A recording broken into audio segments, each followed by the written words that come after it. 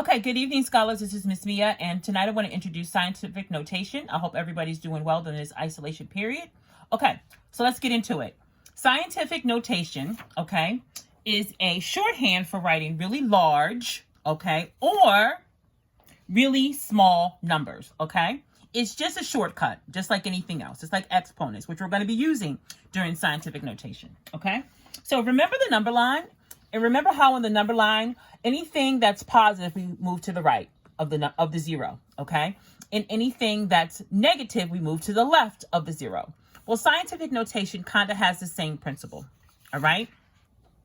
So let's take the number example, for example, 642,000, okay? In order to write this number in scientific notation, you're going to place a decimal point behind the first digit, okay?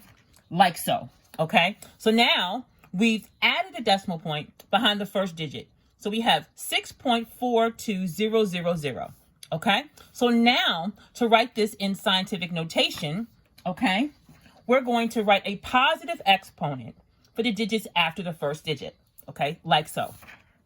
So now I have 6.42000 times 10 to the fifth. Why is it 10 to the fifth? Because I now have 1, 2, 3, 4, 5 decimal places after that initial zero, okay? Now, just like any number, you can drop the zeros at the end and it does not change the value of the number if it's a decimal point, okay?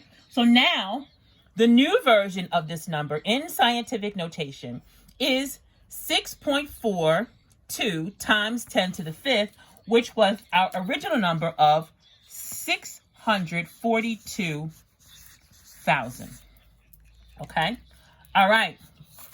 Let's do another one. Now, this one is given to us in scientific notation. We are given the number 3.8 times 10 to the 3. So what are we going to do? We're going to add 3 digits after the decimal place. So we are already given the 8. That's digit number 1. Add 2 zeros. And now that whole number becomes 3,800. Okay, let's review that one again. We are given scientific notation 3.8 times 10 to the third. Now the decimal point is already there. So we're going to add 3 digits after the decimal place. So we count the 8 as 1, 2, 3. That whole number is now 3,800. Okay? Now, let's try one that is a negative exponent. Okay? So we're given the number 4.2 times 10 to the negative 3. Okay? So now, just like the number line, we're going to move to the left. All right, so we're going to move the decimal place over 3 places. 1, 2, 3. And we're given the new number 0.0042. The decimal place was already there, and we moved it 3 places to the left. 1, 2, 3. So in scientific notation, 4.2 times 10 to the negative third is now written as a decimal 0.0042 because we've moved it 3 places to the left. Now, let's do another one.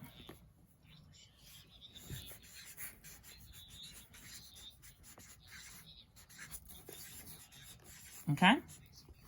So now, let's say, for example, we have 5 times 10 to the negative 2. Well, 5 is what? A whole number. So we're going to add a decimal place in front of the 5. So now we're going to move it 2 places to the left. So that becomes 1, 2. So our new digit is 0.05. That is now taking the scientific notation and making it a whole number. All right. I hope this explains scientific notation in a nutshell. If you have any questions, you all have my number. I will also link another video to scientific notation in the description box. And this coincides with the last page of the homework that I am assigning you for this evening. Everyone have a great day and give me a call if you need me.